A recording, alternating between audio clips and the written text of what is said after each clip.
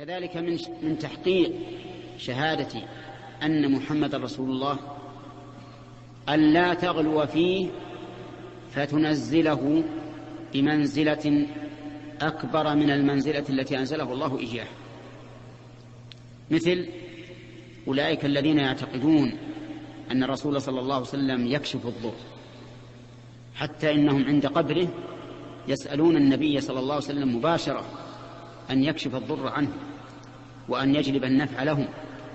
هذا غلو في الرسول وشرك بالله عز وجل،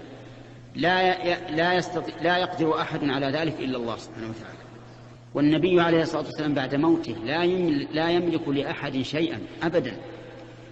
حتى الصحابة رضي الله عنهم لما أصابهم القحط في زمن أمير المؤمنين عمر بن الخطاب رضي الله عنه واستسقوا في مسجد الرسول عليه الصلاة والسلام، ما جاءوا إلى القبر يسألون الرسول أو يقولون ادعوا الله لنا أو اشفع لنا عند الله ينزل الغيث، لا، قال عمر يدعو الله اللهم إنا نتوسل إليك بنبينا فتسقينا، وإننا نتوسل إليك بعم نبينا.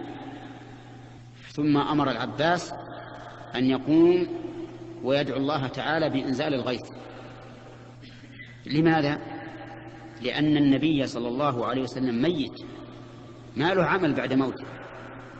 هو الذي قال إذا مات ابن آدم أو الإنسان انقطع عمله إلا من ثلاثة: إلا من صدقة جارية أو علم ينتفع به أو ولد صالح يدعو له.